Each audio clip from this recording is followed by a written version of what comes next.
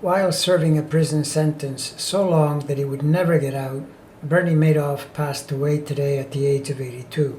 You might remember he is responsible for the biggest fraud in history, from running what appeared to be a legitimate investment firm that was actually a pyramid scheme. These Ponzi pyramids typically make the news when in the thousands or even in the millions, but in Bernie's case it was billions. And when the stock market crashed in 2008, his scheme was exposed and many of his investors suffered terribly as a result. It was one thing to consider the ones that were already wealthy and were pitching Bernie money, hoping to make even more money, but there were also many who were financially dependent on the investment, and so the collapse was a terrible misfortune for them. When the fraud was exposed, it was deemed to be so egregious, Bernie got a really stiff jail sentence, the kind you could never live long enough to serve, much less from age 70, when it all fell apart for him. This chart displays some truly amazing correlations, even as it issues clear warnings about fraud and criminality and what can happen when the law catches up with you. Who do you know with late Leo rising, which is next to the fixed star Regulus? None other than this guy. Goes to show you, Regulus can make you famous. But really, the word should be notorious, since, depending on what you're doing, infamy is a very definite outcome from one day to the next. All the Taurus planets in the 10th of career reflect the expertise and the fame and reputation factors in the money domain. He may not have been an expert investor, but he was certainly skilled in separating people from their money. And the Neptune trine in that direction, and from the house of money itself, tells you he would have a talent for creating the illusion, Neptune, of security and safety, Taurus. This chart also illustrates what the famous French astrological researcher Gacquelin discovered. If planets are placed just after rising, culminating, setting, or anti-culminating, they gain a lot of strength in any chart.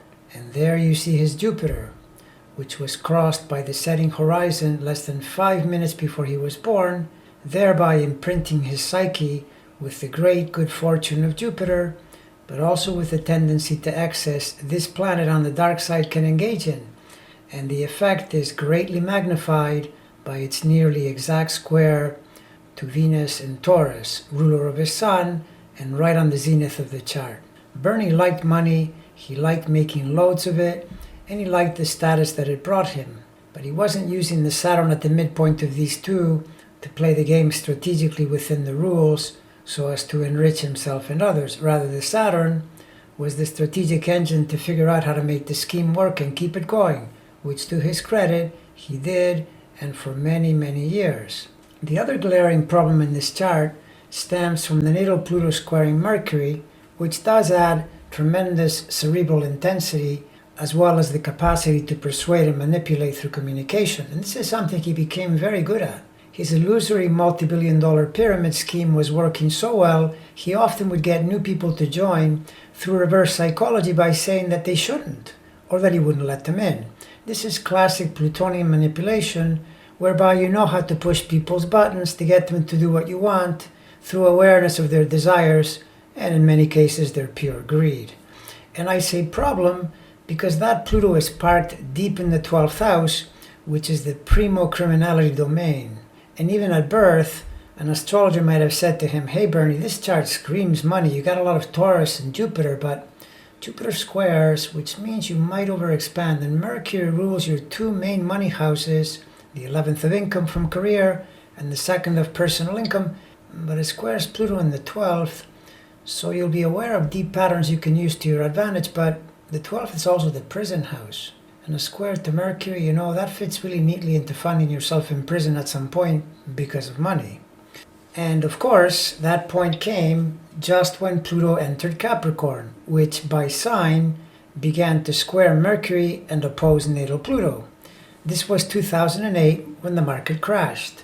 Actually, the key transit reason for the collapse in Bernie's chart was the Saturn-Uranus opposition across Virgo Pisces, which was happening around that time, hitting his Neptune directly, thereby dramatically challenging both his own money, the 2nd, where Neptune dwells, but also other people's money, which he was supposed to be managing, since Neptune rules the 8th, which is the house of other people's money.